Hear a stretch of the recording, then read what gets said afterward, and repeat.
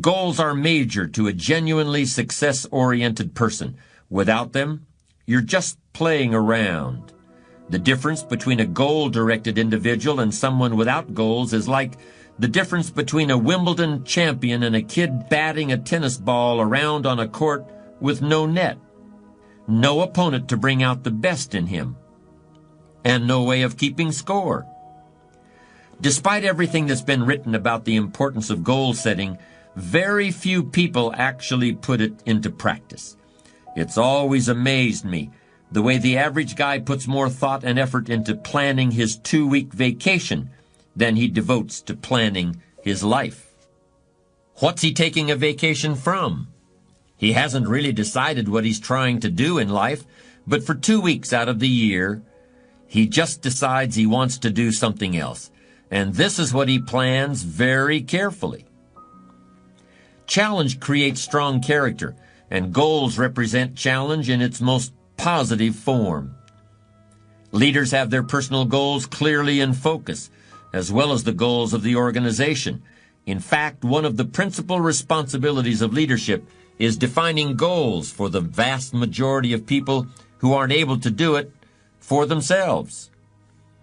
Over the years, I've developed some ideas about effective goal setting, and I'd like to share those with you in a moment. When I was a kid, I used to dream what it would be like to buy a ticket on a railroad train and just go someplace. I really didn't think about where I'd be going or how long it would take to get there. I just loved the idea of getting on the train and just letting it take me someplace. I guess there's still something appealing about that idea, but it's not really the way you want to live your life as a mature human being. When you grow up, you buy a ticket on a train or a plane because you want to go someplace, and you know exactly where you're going. You may have to change planes in a different city. Your flight may be canceled, and you may have to switch to another flight. You may not feel like talking to the person seated next to you, but you will persist. You know where you're headed, and you're quite determined to get there. That's goal-directed behavior in its simplest form. There are short-term goals and long-term goals. Sometimes you're flying across the country. Other times you're just walking down to the corner grocery store. Long-term goals are the equivalent of a major journey. When you reach the point where you've achieved your long-term goals, your life will be fundamentally changed, and the process of getting to that point will transform you into a stronger, wiser, higher-performing person than you are now. How can you identify your long-term goals? On a sheet of paper or in a notebook, write these 5 headings. Number 1, what do I want to do? Number 2, what do I want to be? Number 3, what do I want to see? Number 4, what do I want to have? And number 5, where do I want to go? Now, under each of these categories, write down several possible long-term goals. Be very relaxed about this. Just allow your mind to flow and come up with 3 to 6 ideas for each category.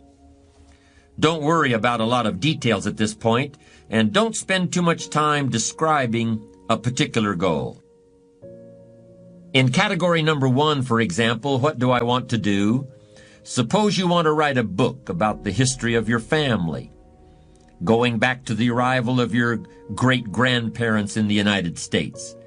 Just quickly jot down family history. Then as you look down the list of categories, it occurs to you that you've always wanted to see the pyramids in Egypt, so you write pyramids. Keep writing down ideas as long as the list of categories continues to inspire you. You'll probably be surprised at some of the things that turn up. You may have kept a great many desires and aspirations hidden in the back of your mind, but the opportunity to write them down will move them to the forefront of your consciousness. That's one of the benefits of this technique. When you're satisfied with your list of long-term goals, read through the list once again. Then, beside each item, Write the number of years that you believe it will take you to achieve that particular goal. It's best to round off the numbers into 1 year, 3 year, 5 year, 10 year categories. For example, you may estimate that it will take you 10 years to research and write the book on your family history. But you'll need only 5 years to get yourself into a position where you can take a trip to the pyramids. Create a time frame like this for every one of your long-term goals. Immediate goals, those that will take less than a year to achieve, are important too, of course, and we'll deal with those separately in a moment. When you're finished entering your time frames, there should be a fairly balanced distribution of all your goals. If there are many 1- and 3-year objectives, but only a few in the 10-year category, maybe you need to think more about what you really want your life to add up to. What kind of life you really want to build over the long run. But if there's a preponderance of 10-year goals, and relatively few of the shorter-term variety, this may be an indication that you're putting things off, that you're focused too much on where you'll be at the end of the day and not enough on what you can accomplish right now. Keep working on your list, adding and subtracting goals with various time frames until you've created a more or less even distribution. Now comes the really challenging and interesting part. So far, you've just been adding things to the list, but now it's time to start making some selections. Now you're going to start asking yourself what's really important compared to what might just be sort of fun. Choose 4 goals from each of the 4 time frames, 1 year, 3 year, 5 year, and 10 year. Now you have 16 separate goals. So far, you've only referred to them in shorthand fashion. But now you're going to start seeing them very, very clearly in your mind's eye. You're going to see each goal just as if it were being realized this very minute. And you're going to write down a detailed description of exactly what you see. Do you intend to open a handmade furniture store in 3 years? What will the store look like from the street out front? Will there be gold leaf lettering on the windows? Or will there be a sign hanging over the door instead? How many square feet will the store contain? Will there be a showroom area for the furniture in front and a workspace in back? Or will the furniture be built at a different location? Do you intend to have any employees, or will you run the business entirely by yourself? Think of all the questions that need to be answered in order to see your goal with absolute clarity. And then write the information down in a notebook or on a piece of paper. That will become one of your most important personal possessions.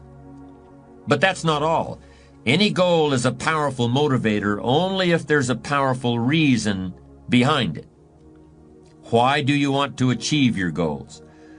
Why do you want to own a handmade furniture store, or a private airplane, or a newspaper in a small town in Vermont? Why do you want to compete in a triathlon, or visit the Australian outback, or be the first woman in your family to earn a PhD? Write down your reasons for wanting each goal in the same degree of detail that you use to write your descriptions. If you can't find a clear and convincing reason for each of your 16 goals, do some serious reevaluating. You may have more whims or pipe dreams than real goals, and now is the time to make that discovery. Keep working on your list until you have 16 clearly envisioned, strongly motivating, long-term goals. Review what you've written at times, and keep track of your progress toward these objectives. Above all, persevere.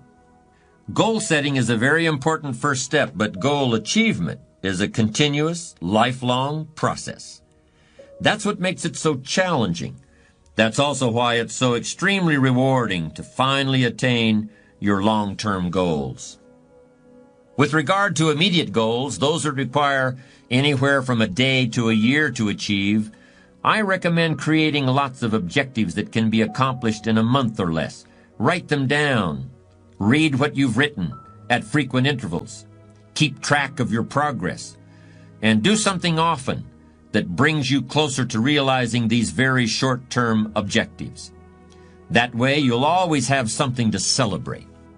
These goals are not only important in their own right, they're also confidence builders and motivators toward a lifestyle based on perseverance and achievement.